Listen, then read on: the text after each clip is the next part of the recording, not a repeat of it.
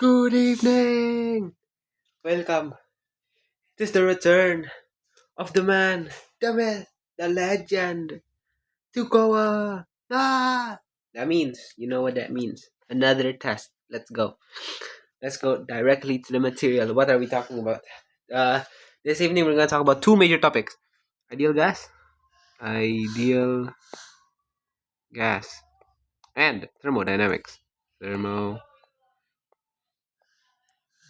There's gonna be a lot in ideal gas and a lot in thermodynamics. So without further ado, grab a cup of coffee, a drink, anything. Let's begin with ideal gas. That's ideal gas. Oh, actually, A ideal gas. Hell yes, ideal gas. So what is an ideal gas? An ideal gas is basically a gas that is ideal. I'm not kidding. So, first of all, ideal gas is very unlikely to exist. So, there are some assumptions that we need to make. The first one would be molecules are points. Is that how you spell? Yeah, molecules are points. They're just points. They have no shape. It's just points. No shape. It could be monatomic, diatomic, but other than that, it's just points. Two, no forces between molecules. So, for example, if you have this molecule and this molecule, they're just existing. There's no gravitation force. There's no molecular forces. No, none of that. Doesn't exist. 3.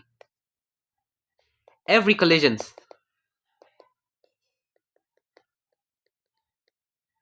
is elastic, which means the kinetic energy is constant. Constant. Unless there's an external force added to it. You know what I mean. So every collision is elastic, whether it's with the wall, other molecules, and such. And I think that's it. Let me do research. Ooh, research. God bless research. Hold on. Ideal gas assumptions. Uh, point. Well, I mean, yeah. There's also one more, but come on. Like the next second one is the fourth one. Like, uh, molecules move randomly or particles. Yeah, particles. Particles. Wait, particles move randomly. Yay! Randomly in straight lines. So if you have a container with a gas in it, it's gonna be like just this guy going this way, and then this guy going this way, and then there's that guy going that way. And it's all very random. And from the ideal gas, we can actually get a pretty accurate description of what's going on inside using the ideal gas law. The ideal gas law again describes the condition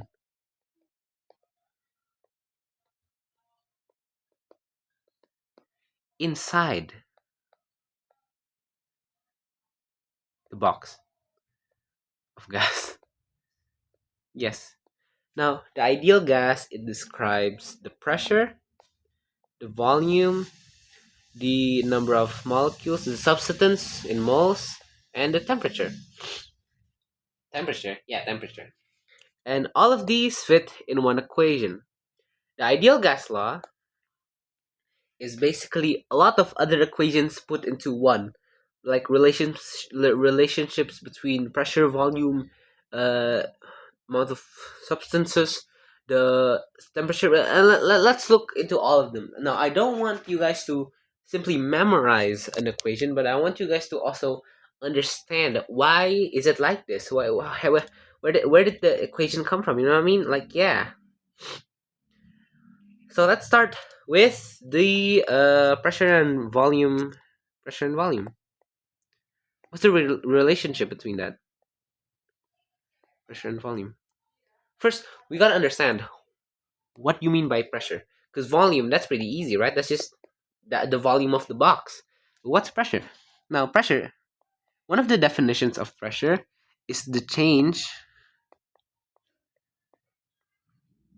Wait, pressure. Oh, sorry. The pressure is the forces exerted on the walls by the balls. Yes. So imagine you have a wall here. This is the wall of the barrier. Imagine that. Then there's a molecule going there. Boom. It's gonna collide with the wall. Bam! And then the ball is gonna exert a force because force is equals to the change in momentum over time because the ball changes its momentum from V to the same exact V, but the other way. Yeah, basically, if the ball hits a wall, it's exerting force. Just like if you punch yourself, it's gonna hurt because there's a force. Yes. Anyway, so what's the relationship dynamic between pressure and volume? Imagine we have this thing, a box. What's in the box? I said, what's in the box? It's gases. Gas. These are gases, by the way.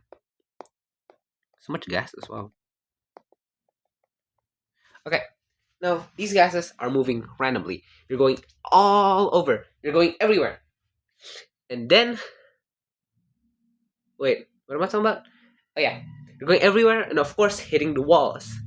They have the pressure 1 and volume 1. Now, what happens if I turn the volume smaller? So let's say we make it a lot smaller. Boom. That's a lot smaller, yeah. The amount is still the same. Oh god, oh no. No! Call it V2. Oh, I did not mean to do that. Call it V2. Now, what happens to the pressure? Does it go up? Does it go down? Does it stay the same? Let's think about this, guys. Let's think about this. Oh, wait, hold on. Okay. Hmm.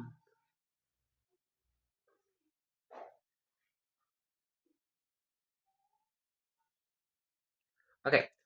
Did you guys think about it? I hope you did. Because the answer is simple. If the volume were to go down, then the pressure would go up. What? What? What? Why? Why is that? Wait, hold on. Let me just write P2. Okay.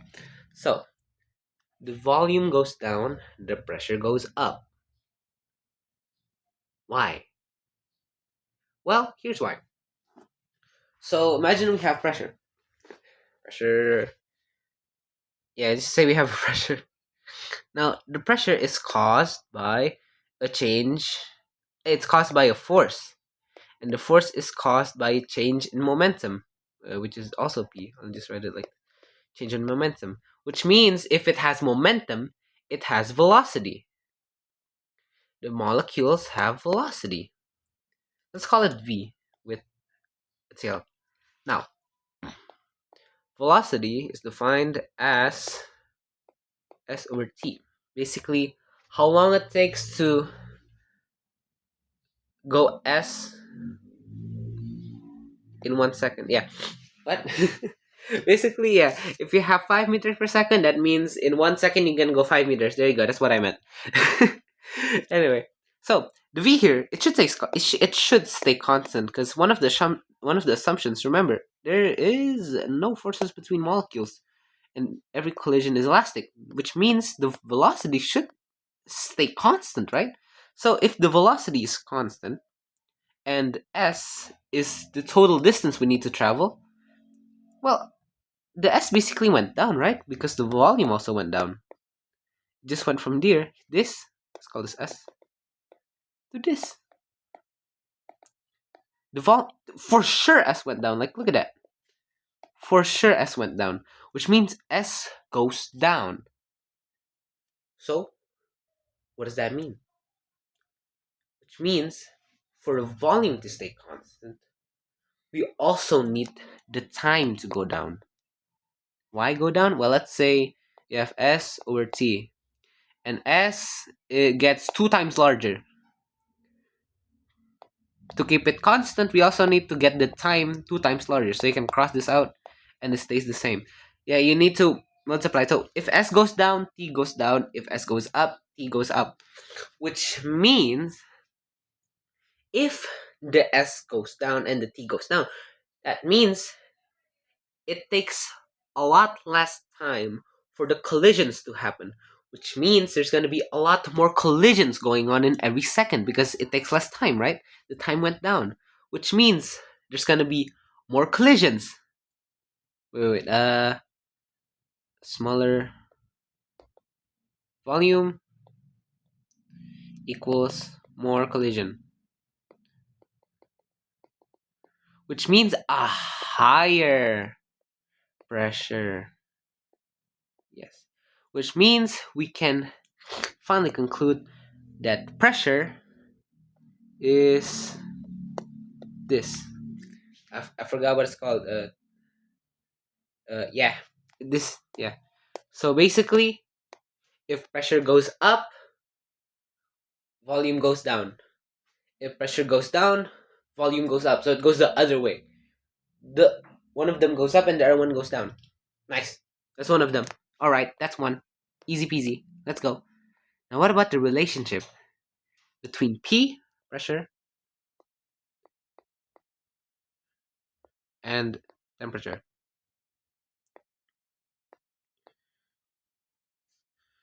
You guys can figure that out. Hold on. I gotta get a drink. Hold on, guys. I really gotta get a drink.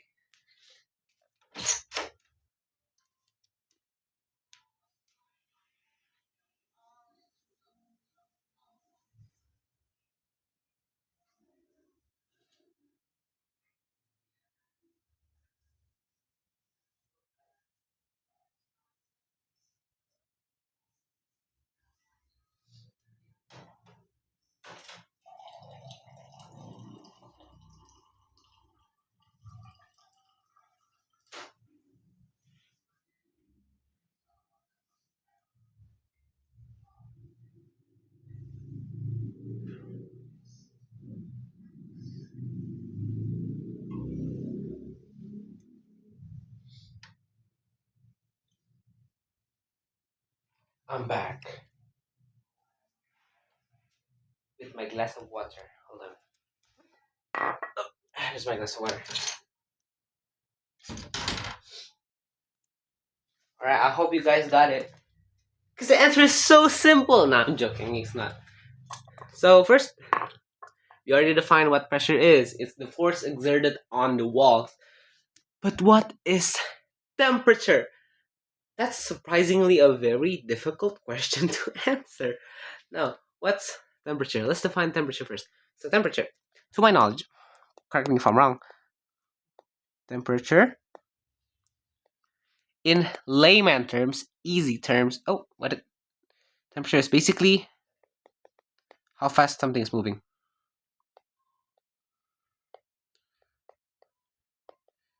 This is from the kinetic theory of gases. Yes. Let me write that down. Let's talk about this now. Kinetic theory of gases. Alright. Ladies and gentlemen, lock the flip in. So, you know kinetic theory, kinetic energy. Basically, when something's moving, it has kinetic energy. Kinetic theory of gas states that temperature is basically the kinetic energy of an object, which means higher temperatures, let's write it down like this, higher temperatures would mean a higher kinetic energy, which means a higher velocity. That's velocity. Yeah, there you go. Yeah. Wow. Now, we can calculate the velocity. Hold on, I forgot the equation. Let me Google this. Kinetic theory of gases. Chemistry LibreText. Yeah, I'm looking at chemistry LibreText. At everyone, if you guys want to watch it, you can watch it. Yes. Uh, this is not. This is not what I read. Oh, I think I read this. Uh, hmm. This is not the one I read though. Kinetic theory of gases.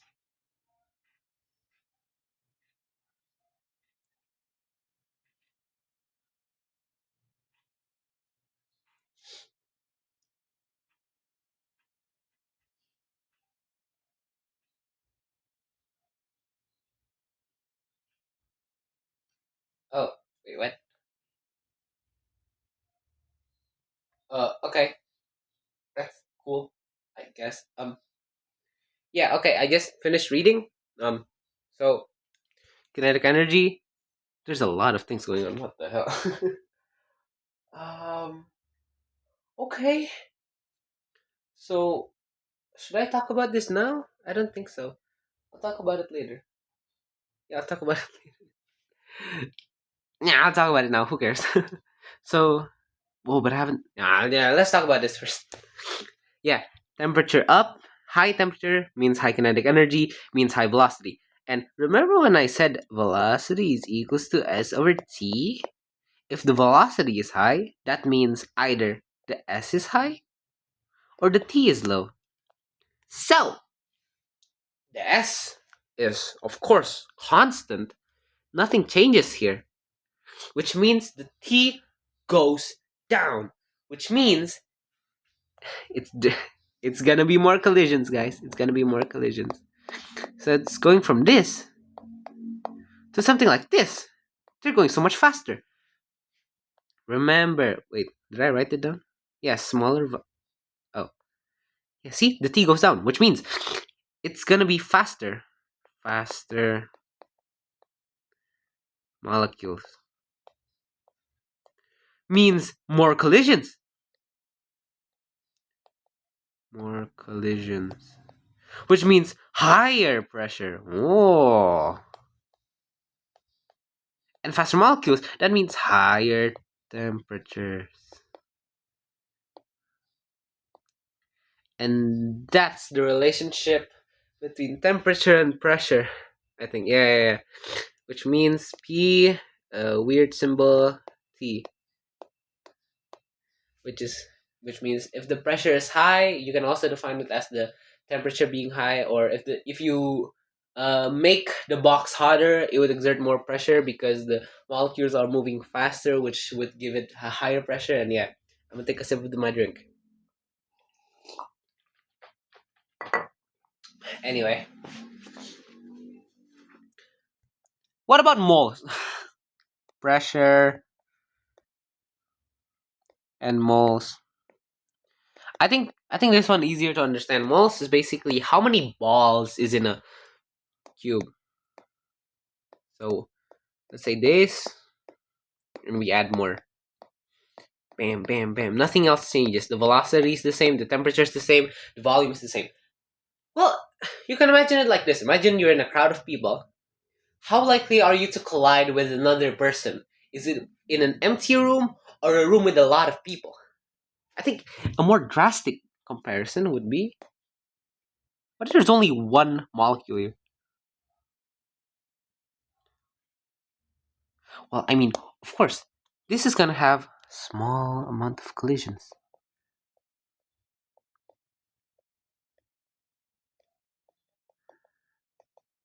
Meanwhile, this is gonna have a lot of collisions because they're interacting with each other via collision. It's like bam, bam, bam, bam, bam, bam, bam, and they're gonna hit the walls more. Bam, bam, bam, bam, bam. Which means more substances means more collisions means more pressure, which means pressure. Weird sign. Yes. Very simple. So now we have three of this. P is proportional. P is directly proportional to moles. P is directly proportional to T, and P is inversely proportional to volume. So let's write all of that down again. Conclusion. Conclusion. P boom. P boom. P boom. Now we can actually see this as like an equal sign and do algebra. So here PV would be some constant. Let's call it we already have N. Let's call it K. Actually, no, I'm gonna call it A. Yeah. And here, let's just take the P from this, which means boom, boom, boom. It's still A. Let's just take it from here and put it here, which means boom, boom, boom, boom, boom, boom, boom, A. And boom! Get this! This is proportional to a constant. And coincidentally, there is a constant. It's just not A. It's not A. Fellas, it's not A. PV over NT is equals to R. I forgot what it's called. Hold on.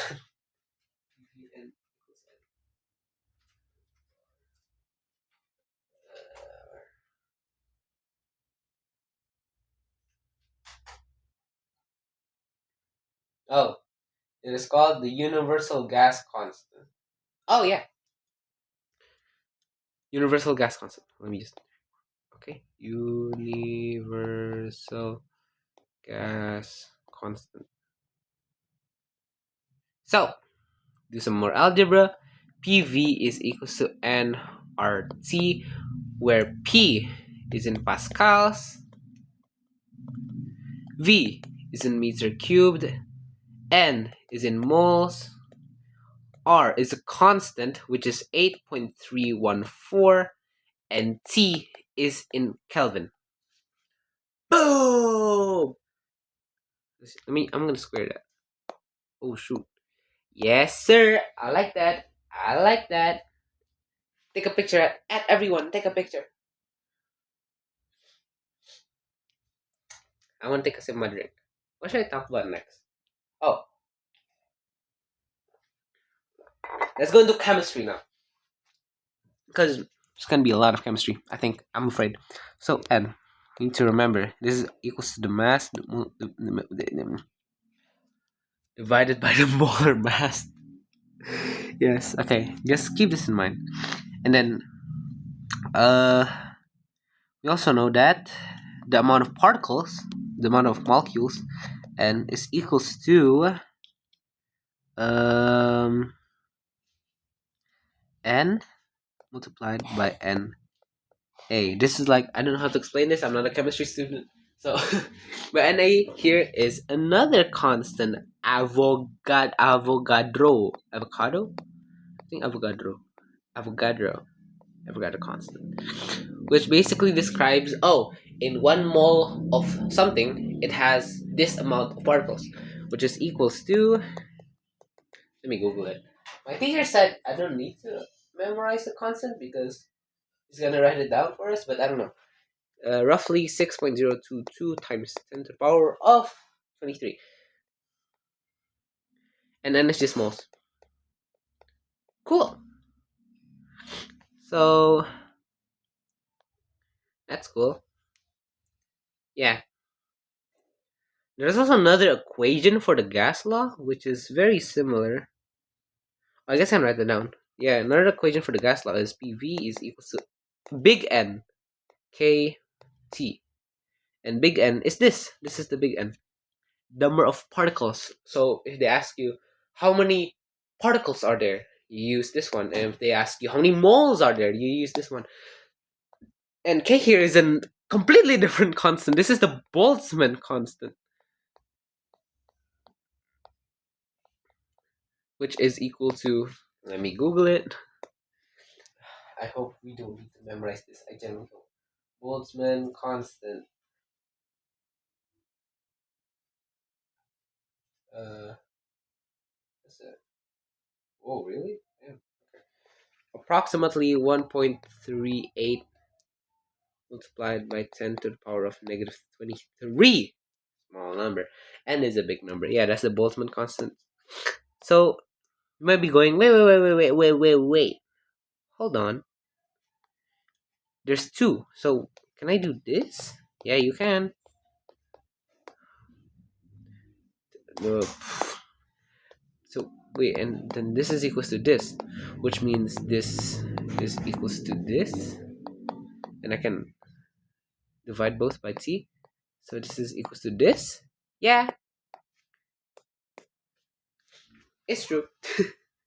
And then n here, n is equals to n multiplied by na.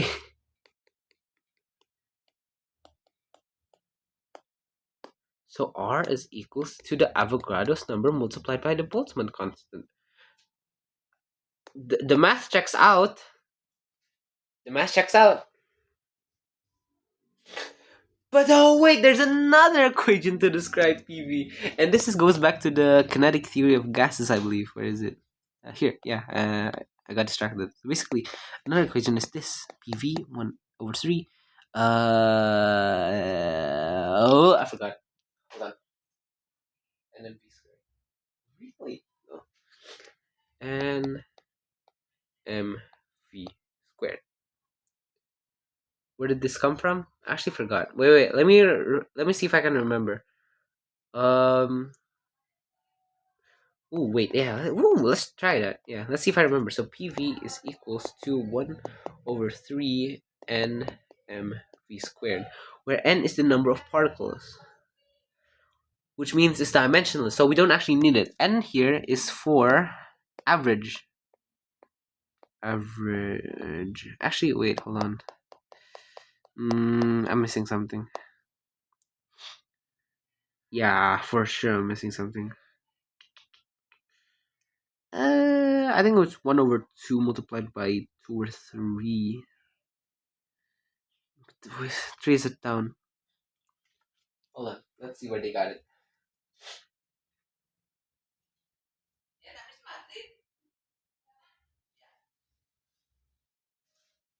Uh, what?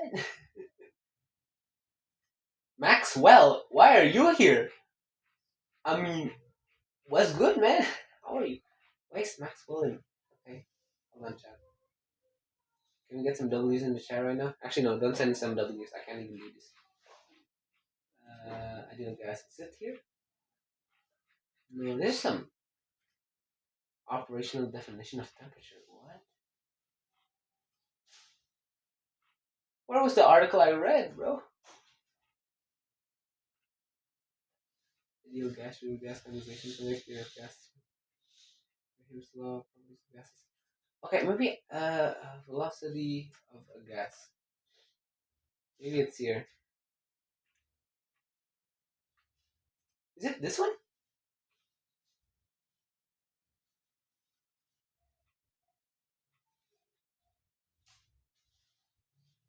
Oh, yeah, it is. I think. Other section states. My brother. Molecular kinetic theory. Oh my god. Oh my god.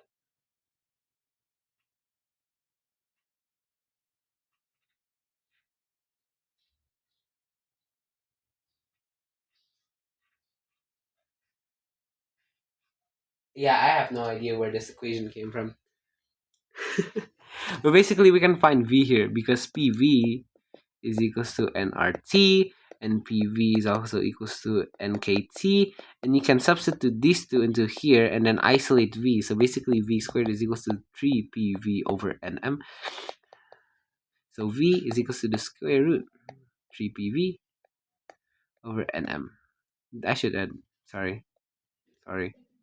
Yeah, I don't know where this came from. But yeah, you can get the N's and the M's from here. Ooh, amazing. Really cool.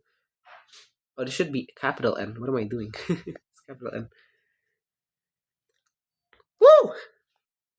Awesome. Yeah, that's okay. Have I covered everything in ideal gas? Surprisingly, maybe. Because I already have the ideal gas law, the equations up from the ideal gas law. This, whatever this thing is. Okay, hold on. Let me check uh my checklist. Okay, my Google Pocket. Let's see. All right, all right, all right, all right. Where the hell is it? Okay, can't find it. Oh, there it is. Let's see. Use molar quantities and understand that one mole is an amount of substance containing Na particles, where Na is the Avogadro constant. Yeah, we mentioned that here. This is the Avogadro's constant. Understand that an ideal gas of base PV is directly proportional to T, where T is the thermodynamic temperature. Yeah, we already proved that here. Right here. Recall and use the equation PV is equals to nRT. Yep, right here. Where N is amount of substances and PV equals to NKT, where N is equals to the amount of molecules. Yep, state the basic assumption of the kinetic theory of gas. Assumptions. I mean, I think it's this one. I think it's kind of this one. Right here, yeah. Molecules are points, no forces between molecules. Every collision is elastic, and molecules or particles move randomly. All right. And then explain how molecular movement causes the pressure exerted by a gas and derive the relationship. Derive the relationship of PV equals to 1/3 NMC squared. Ah, guys, we have to derive. Where did this equation come from? Oh my god. All right, guys. It's time for me to do research. Dun, dun, dun, dun, dun. Wait a minute.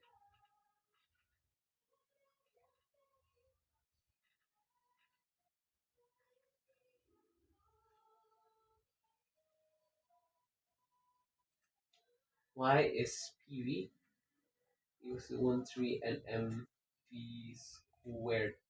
All right, fellas. I'm gonna do research. You guys go take a drink or something. I don't know. Actually, yeah, I do know. Yeah, take a drink. Derivation of PV is equals 1/3 NMC squared. Consider a rectangular box like L, area of ends A, with a single molecule traveling left and right. The time between collisions with the left wall is the distance of travel between wall A and the other. Okay, according to this law, delta MV. Yeah, yeah. It's the moment. Mm-hmm.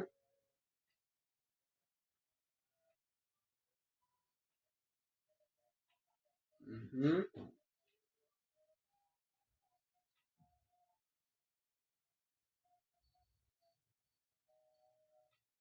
Oh, okay. Now, actually, no, that's really easy.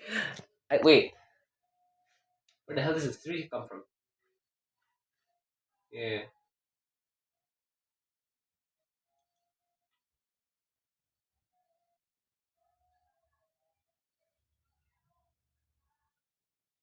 Hmm.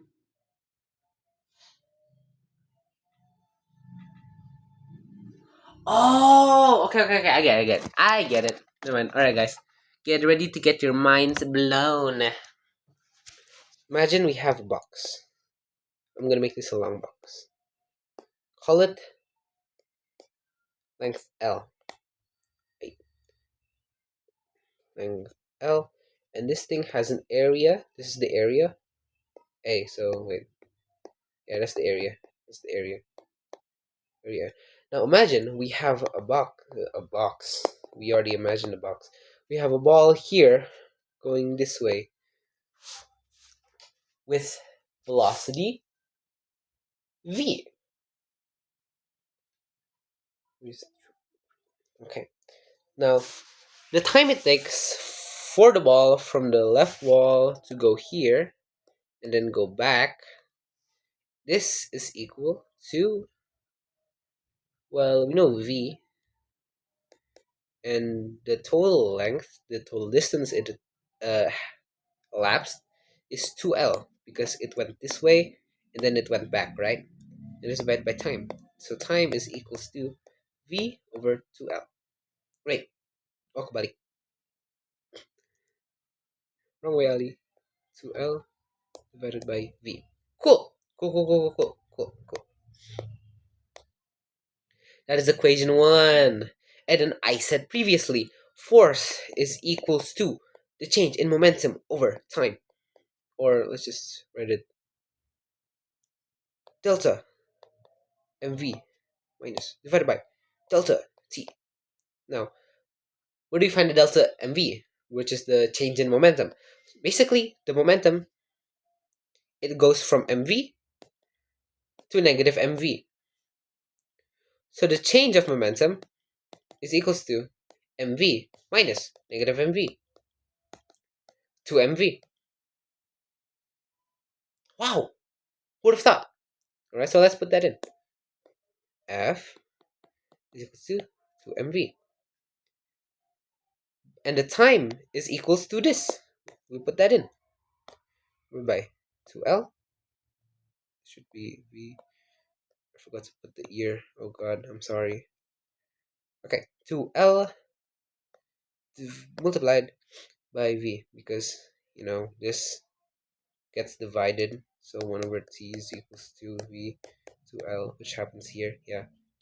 So F is equals to, you can cross out the 2, becomes mv squared over L. Now the pressure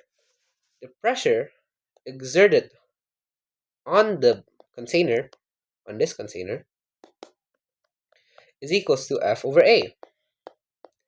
And we know F, so we can get mv squared over L multiplied by 1 over A. Oh, but oh wait! Length multiplied by area, that's volume. So P is equals to mv squared over volume. So PV is equals to mv squared. Now, this is only for one molecule. So we need to consider for all of the molecules, which is equals to n. So this is going to happen n times. Oh, but oh wait, where does the 1/3 come from? Well, we're only analyzing this in one dimension, but in reality, v squared here, it consists of vx squared plus vy squared plus vz squared. There's 3 dimensions, so we're going to take the average of that and divide it by 3. So this should equal to 1 over 3 and mv squared. Boom, and we derived it. Yes, sir. Yeah, so we have to divide this by 3 because we're taking the average. Oh my god. Oh my god. I like that. And the rest, I already explained the rest. Recall Boltzmann constant case given by R equals divided by NA? Yeah, I got that. Right there. Compare PV is equal to PV? Yeah, I got... deduce that the average translational kinetic energy of a molecule...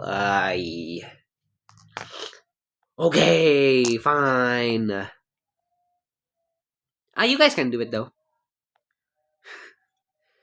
Yeah, so, you're asking me to do EKA is equals to...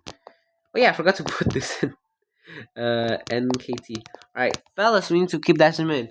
Kinetic energy. Wait, no, this is not kinetic energy. Well, yes, kinetic energy, but later I think I'm gonna call this internal energy because this is gonna pop up again in thermodynamics U. So this is internal energy. 3 over 2 is equals to NKT. Yeah, that's it. Just remember this.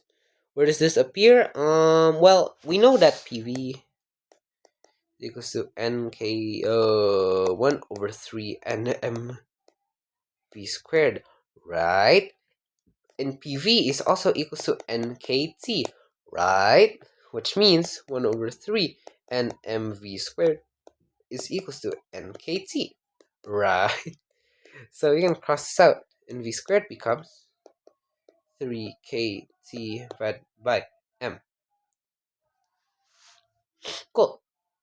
Now, kinetic energy, or just call it internal energy at this point, is equals to half mv squared, right? And we have v squared, which is, so we get, 1 half mv squared, put it here, 3 kt m. Boom, boom, 3 over 2 kt. This is for one molecule. So for everything, this would be 3 over 2 n kt. Ladies and gentlemen, we got it. Boom, easy. That's ideal gas. Done. Ka-ching! Let's recap really quick.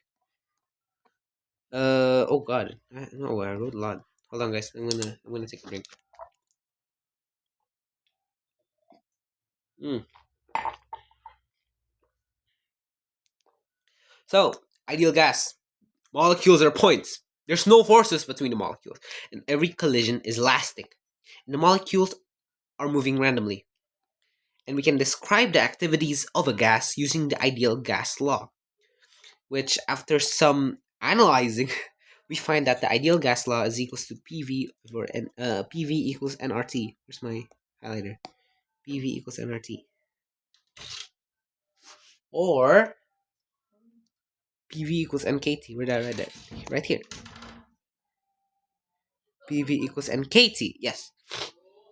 And then we can find this. R equals to NA by K. I don't think we need that. Those are just constant. And we also learned that we can derive the PV equals 1/3 NMV squared with this. And we'll find this.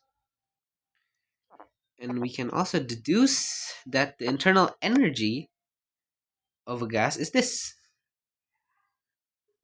which we found using this. Boom. We found it using this. Alright. Cool. Ideal gas. Any questions? This is not a live session. So I think I dropped my real name there. It's okay. Hi guys, nice to meet you. Let us continue to thermodynamics. God damn! Let's go! I'm so excited. Thermodynamics.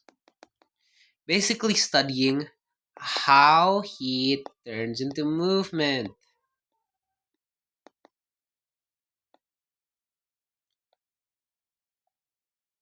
Yay! Alright, so in thermodynamics, first, we must learn about the processes of thermodynamics. Let's go. Let's go. So first, we have the first one, which is called isobaric, which is constant pressure.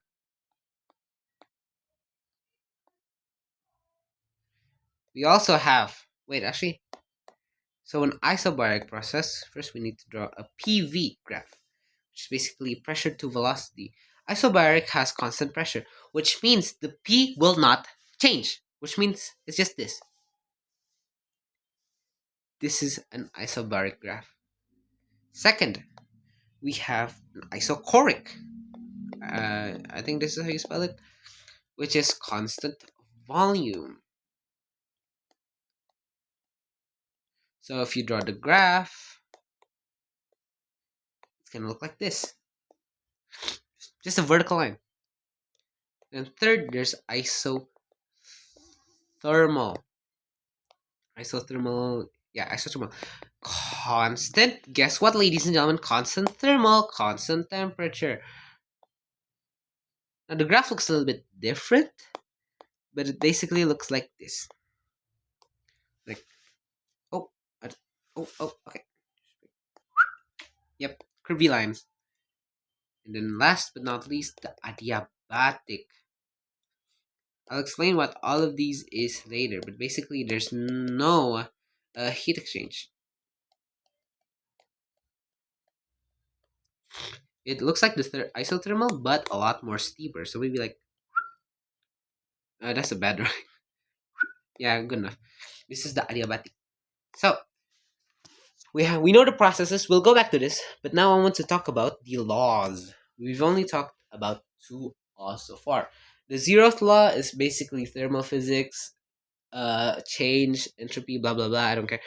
Basically, the zeroth law, it's if A go if A goes to B and B goes to C, we're talking about the heat. If the heat from A goes to B and the heat from B goes to C, that means the heat from A will go to C. And this defines temperature somehow. I don't know. But basically, hot goes to cold. Yeah, that I think that's practically it. The first law states that uh, energy is conserved, or in fancy terms, imagine you have something. We're going to talk about this deeper later, but I want to talk about heat engines. So in heat engines, you can give it energy, let's call it Q, and it's going to produce work. Now, not everything turns into work, which means the internal energy is going to change, the change of internal energy. So Q is equals to the work done and the stuff left over, which means the change in internal energy is equals to Q minus work. W, I almost said omega. Yeah, that's the first law of thermodynamics. Now, what does this what does this look like up here? Up here. Let's go. So first, I need to tell you something. I think just one thing though. Work is defined as the integral of P dV. Basically, if you have a PV graph, the work done is equals to the area under the line. Alright? Alright. Cool. Cool. So, first, let's go here. Isobaric. What is the work? Let's look at the work first. What is it? Well, I know that I need to find the area under the curve, and this is basically a square. So, if this is P, and this is V1 and this is V2, I would imagine W is equals to P multiplied by V2 minus V1, or P delta V. Now you might be going, wait, P delta V? Ideal gas. Yeah, ideal gas. Ideal gas. hmm So yeah, W is P delta V, or you can write it down as NR delta T, NK, this big N delta T, and so much more. No, actually, that's it. Then the energy inside. Where do I write this? The internal energy, so to speak. The internal energy,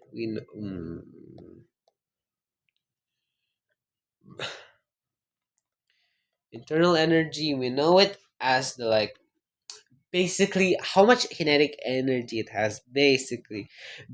So we can define it as 3/2 nkt. We already know this, but it's the change of internal energy. So what can we change about this? Can we change 3/t? 3/2? No, we cannot change 3/2. Can we change n? No, we cannot change n. Can we change k? It's constant, so we can only change t. So delta u is equals to nk delta t, which is also equals to 3/2 nr delta t, which is also equal to 3/2 p delta v. Yeah, that's cool.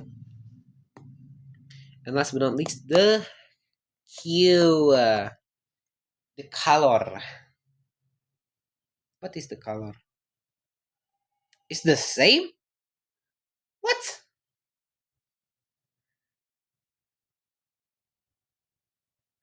Whoa, some math just went out the window, chat. Hold on, chat.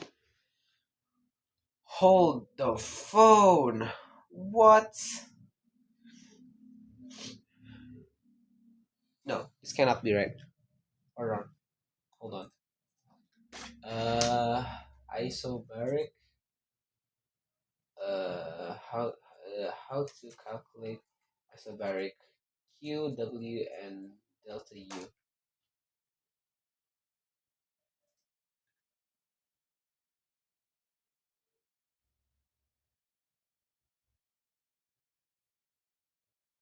Oh yeah. That's the work is right.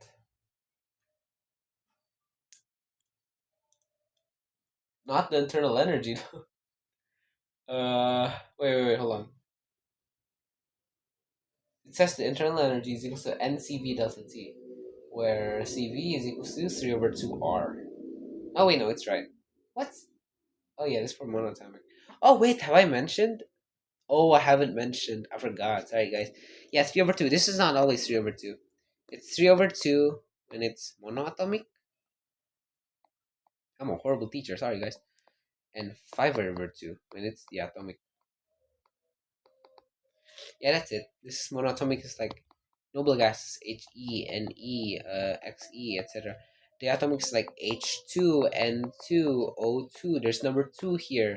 Die meaning 2. Yeah. Yeah, easy. So yeah, this is not always 3/2. It could be 5/2. 2. Okay, so the U is right, but how do you put Q?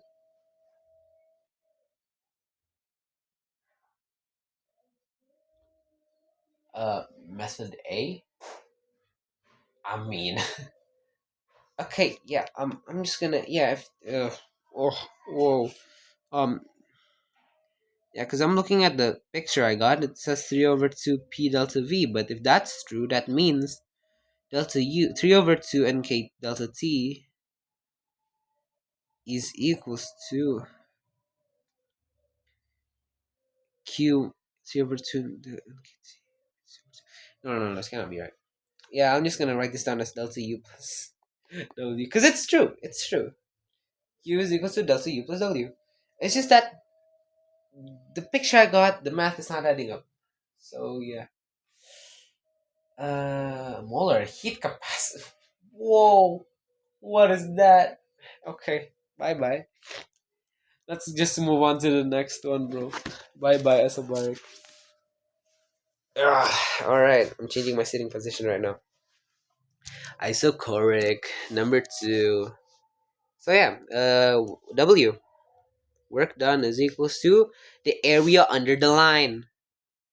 What the hell is the area under the line here? There's no area under the line here. Oh wait, but what about this? No. There's no such thing as area under a vertical line. Maybe, but not this one. No work done. 0. Bye bye work. Which means delta U is equals to Q. Nice. Which means delta U is equals to, we can still use this 3/2 NKT. Yep, and this is also equals to Q. Q. Very nice. Isothermal. Now this one's a little bit more difficult. There's an algorithm. There's an equation that we can use, but I forgot. Actually, I do remember. Remember ideal gas, PV and RT? We can define P as nRT over V. Now, remember work done is equal to the integral of P dV. Now we can solve this integral. Basically, how do you do this? V multiplied by dV. Now all of this is constant, so we can throw it out of the integral. Boom, boom, boom. And this is basically ln. And RT, ln V. And we haven't set boundaries yet, so we gotta put that down. Which means the work done is equal to nRT ln V2 V1. Why is it so complicated? Oh my god. Okay. What?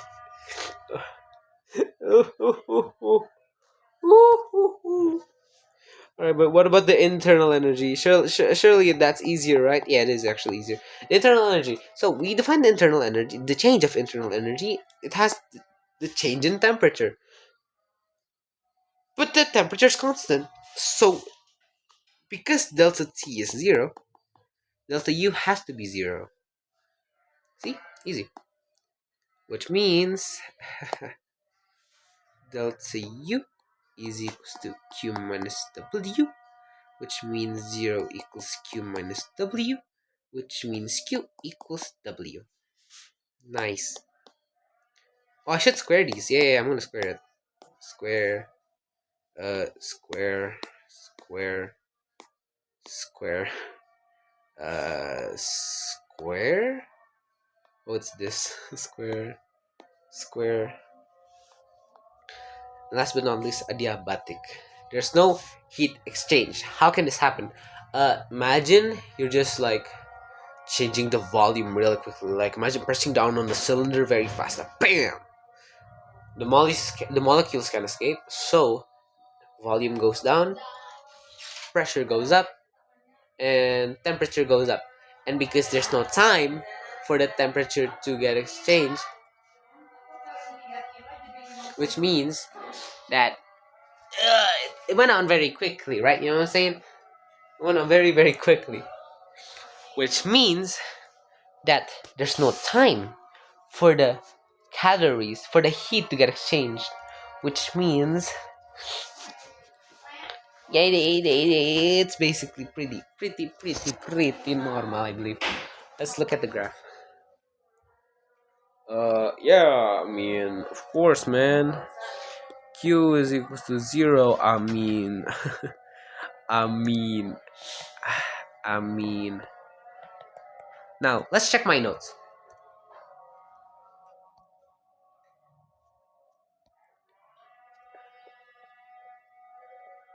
Yep, right there. Right there. Where did this come from? I'm gonna be honest, man, I don't know. But I don't think the teacher's gonna put this in. Yeah, take a picture, guys. I'm not gonna write that on the other one. Boom, boom, boom, boom. Yeah, write that down. At everyone, write that down. Let's see if I missed anything. I guess there's this. Should I just use this one? I think I'm just gonna use this one. I already have the notes. Oh my god, I'm so thirsty. Hold on.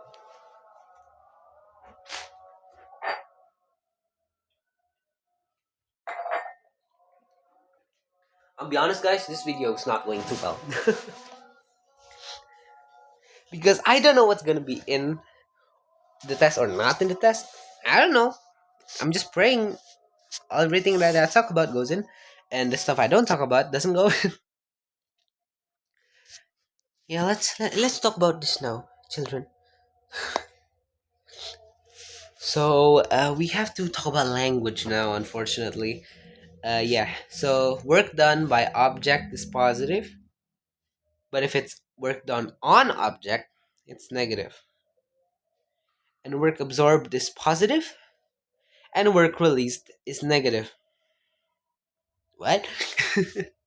This shouldn't be work. This is W. This is W. This is Q. This is Q. I believe. So imagine you're an object and you're absorbing work. You're adding work. Cool. And then imagine you're an object and you're releasing work. You're losing work. It's negative. Okay, cool. That should make sense. And then work done by object. Yeah, you're giving it work. You're doing work for it. Work. Should be positive. And then if they're doing the work, boom, it's negative. I imagine that makes sense because this is in context of Q, by the way, not W. Completely different. So if the Q goes in, it's positive. If the Q goes out, it's negative. Mr. Johnny is a relative. Yeah, that's. I hope that's it. Yeah, yeah, yeah. I'll be honest, I don't know what else to talk about. I feel like I already covered a lot of parts. I work better when people's asking me because I know what I forgot to talk about. Yeah, yeah, yeah. Let's talk about heat engines now. Heat engines.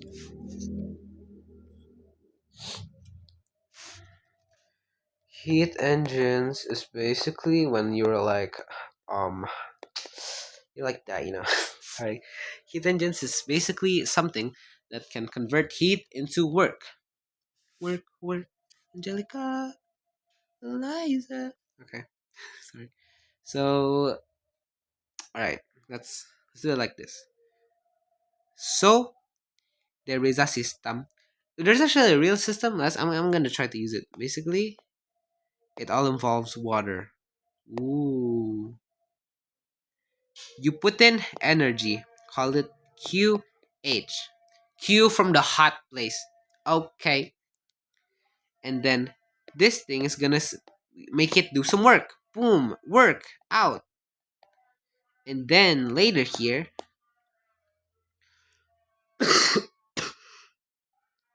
the leftover stuff will also go out.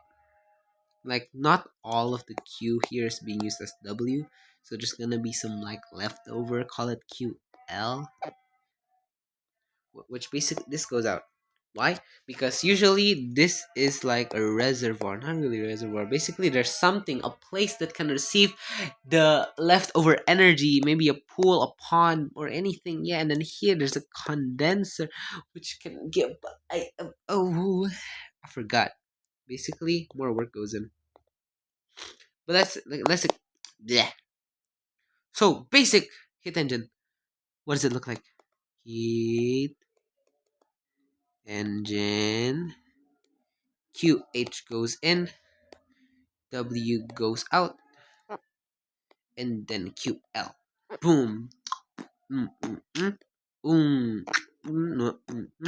What is the efficiency of this machine? It's basically the work done divided by the input. And the work done is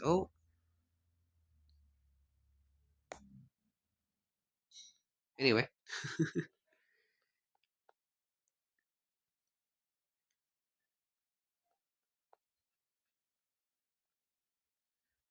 The work done, where is it? So where is it? Here it is. Work done, that's W outs. And then Q input, that's QH. But oh wait, remember, first off thermodynamics. Everything's conserved, so QH is equals to W out plus QL. High and low. That means W out is equals to QH minus QL. QH minus QL divided by QH multiplied by 100%. This is the efficiency of the machine. Cool? Cool. Let's go to refrigerators now. Oh my god. Refrigerators is basically the thing that can make a room colder. An AC is a refrigerator. Your fridge is a refrigerator. Fun fact. Very cool. Anyway, what you need is a. So the steps is refrigerator. You give it some work first. Yeah, huh? You gotta give it some work. WN. And then this thing, it's gonna give out some Q. Get out. So basically, uh, you give it some work. So this is the liquid. You give it some work, and then the liquid is not really liquid. It's a vapor, and vapor turns into a liquid here, which gives energy. Yes. And then at this part, it's like, oh, you know what? I'm gonna just, yeah, come back to normal, and then which would make some color to go in. Yeah, I don't know. I'm gonna be honest. This is like my least favorite subjects. Why can't we just talk about normal dynamics, man? Like W is equals to mg delta F equals ma blah blah blah blah. It's not the time. Not the time. That I went way too far. Okay, there you go. So, still, what was I gonna say? Oh yeah. Again, QH is WN plus QL because energy conserved. Both of these go in. Puts this out. Yes. Oh. And the efficiency, of course, call it the COPR. This is equals to, surely it's WN divided by QH. Let's see. QL divided by WN. What? I got pranked.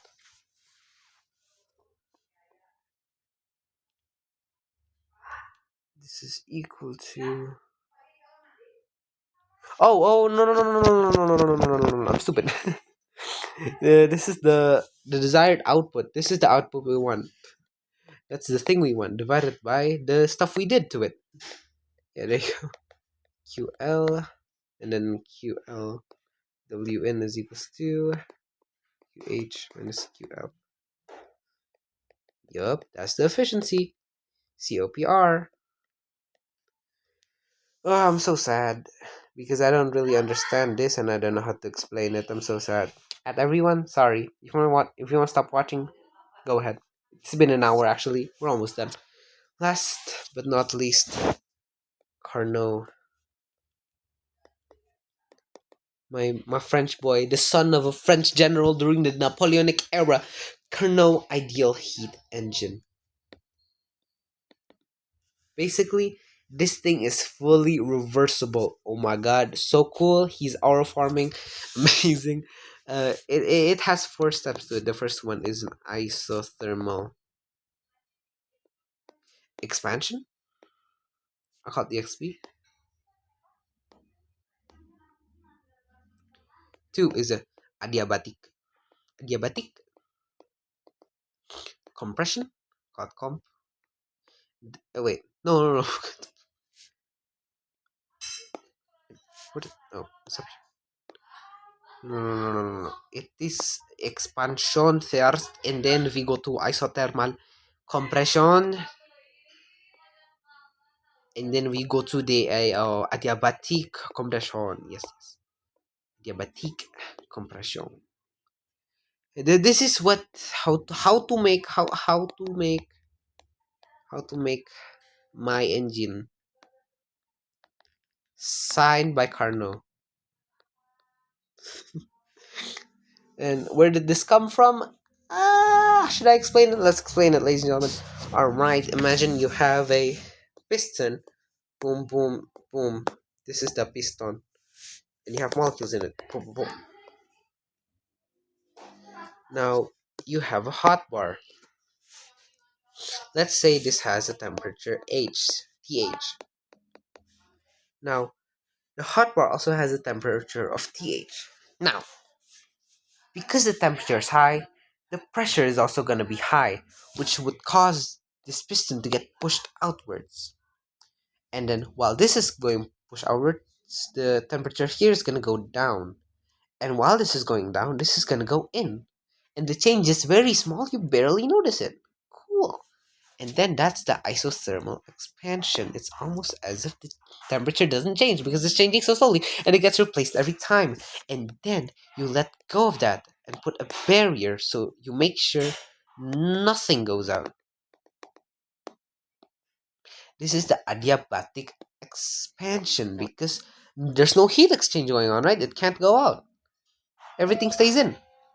So, oh, what was that? Everything stays in. So, the pressure will push this piston. It's gonna keep pushing and then until it's gonna reach a temperature, call it TL.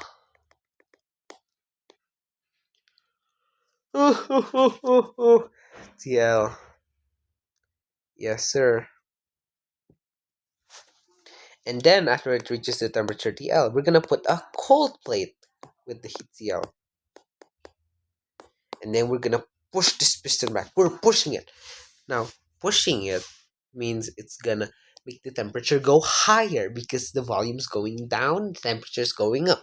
So, the temperature's gonna go up, but the excess temperature that's going up is gonna go to the bar. And it's going so slowly, you barely notice it. So, this is the isothermal compression. And it's gonna happen until we reach a certain point where, you know what, let me just block it off. And they're gonna keep pushing.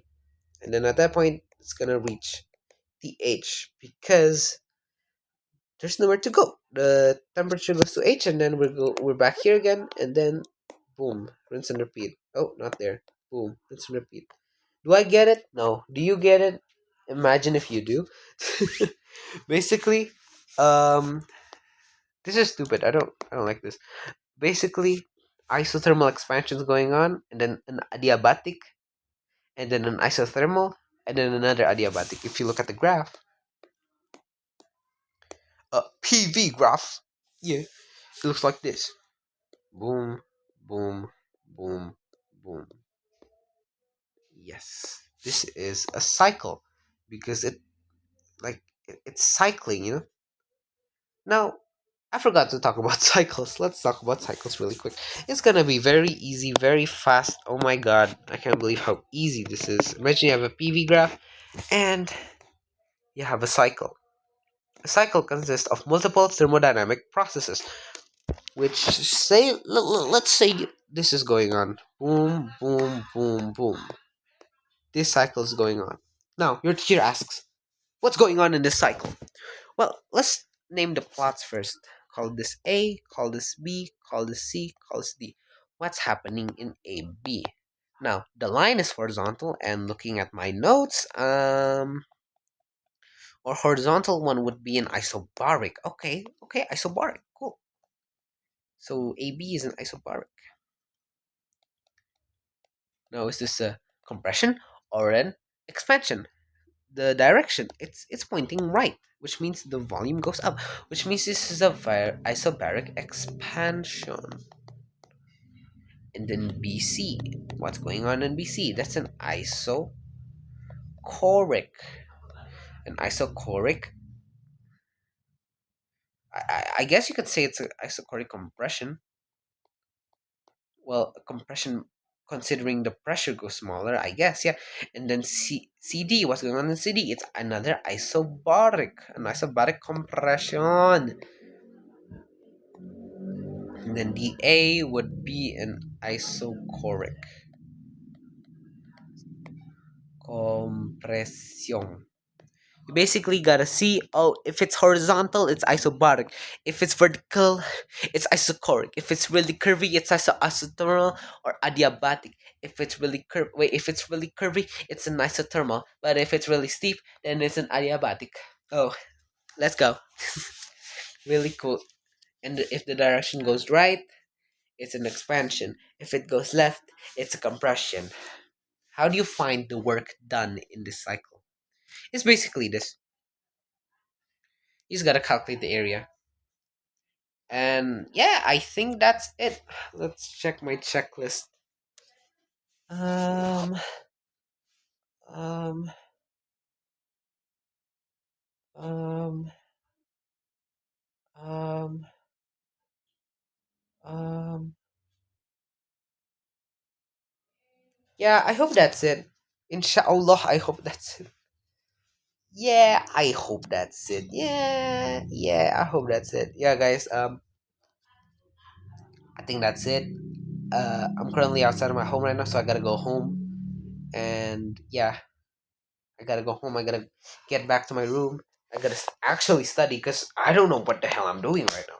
I should be studying. And yeah, thanks for watching. Really sorry if the video sucks because I think the video sucks. I swear I can do way better. I'm just not feeling it right now, unfortunately. Yeah, thanks for watching. Very sorry if there's a lot of mistakes, if I missed a lot of things. If you guys are still confused, feel free to just comment down below and I'll try to answer most of them. And other than that, thank you very much for watching. I really appreciate you guys watching my previous videos and have a nice evening. Oh my god.